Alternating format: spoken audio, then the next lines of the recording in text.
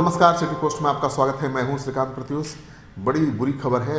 बुरी खबर यह है कि बिहार में शराबबंदी के बावजूद जहरीली मौतों से होने वाली मौतों का सिलसिला थमने का नाम नहीं ले रहा है। लगातार जहरीली शराब के सेवन से लोगों के मरने की खबरें आ रही हैं। आपको बताइए है कि 14 लोगों की मौत हो गई थी जहरीली शराब से नालंदा जिले में, और अब खबर बक्सर से आ रही है जहां पर 6 लोगों की मौत हो गई है। और जो ग्रामीण है उनका कहना है कि इन सभी लोगों ने गणतंत्र दिवस की पूर्व संध्या पर पार्टी की थी, जिसमें इन्होंने शराब पी थी, और शराब पीने के बाद ही इनकी तबीयत खराब होने लगी और सब को अस्पताल में भर्ती कराया गया, लेकिन धीरे धीरे सबने दम तोड़ दिया। यानी 26 जनवरी की पूर्व संध्या पर इन्होंने शराब पार्टी की और 26 जनवरी की सुबह तक इनकी जान चली गई। तो ये मामला काफ़ी अब तूल पकड़ सकता है। हालांकि जिला प्रशासन और पुलिस ने अभी तक इन मौतों का कारण नहीं स्पष्ट किया है। उन्होंने अभी तक पुष्टि नहीं की है कि मरने वाले लोगों के कारण लोगों की मौत के कारण क्या है, शराब पीने की वजह से मौत हुई है या कुछ और कारण है।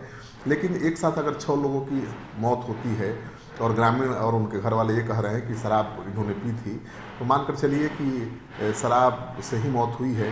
तो लगातार जिस तरह से विपक्ष हमलावर है शराबबंदी को लेकर, और जिस तरह से लगातार खबरें आ रही हैं जहरीली शराब से मौतों की, उससे नीतीश सरकार की मुसीबत बढ़ गई है।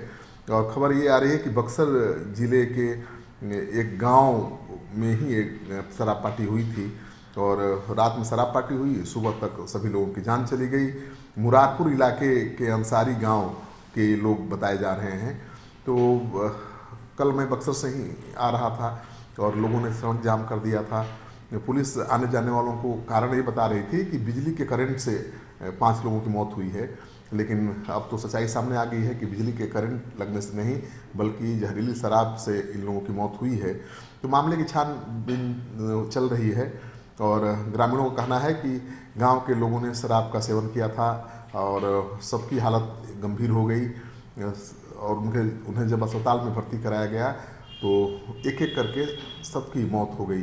तो शराबबंदी में अगर जहरीली शराब से लगातार मौतें हो रही हैं तो ये चिंता बढ़ाने वाली खबर है।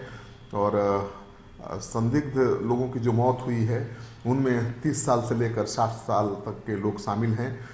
5 लोगों की मौत के बाद से प्रशासन में हड़कंप मच गया है। हालांकि पुलिस कोई बयान नहीं दे रही है, फिलहाल जांच पड़ताल करने की बात कर रही है, लेकिन अब इसको लेकर राजनीति तेज होगी ये मानकर चलिए, क्योंकि शराबबंदी को लेकर विपक्ष ही हमलावर नहीं है, सत्ता पक्ष के लोग भी लगातार शराबबंदी को लेकर सवाल उठा रहे हैं। बीजेपी के नेता सवाल उठा रहे हैं, पहले ही जीतन राम मांझी सवाल उठा चुके हैं और शराबबंदी कानून के खात्मे की सिफारिश भी कर चुके हैं। तो जिस तरह से लगातार विपक्ष और सत्ताधारी दल के नेता शराबबंदी को लेकर सवाल उठा रहे हैं और इस बीच लगातार जहरीली शराबों से मौत हो रही है, तो नीतीश सरकार का जो ये ड्रीम प्रोजेक्ट है शराबबंदी, इसको पलीता लग रहा है।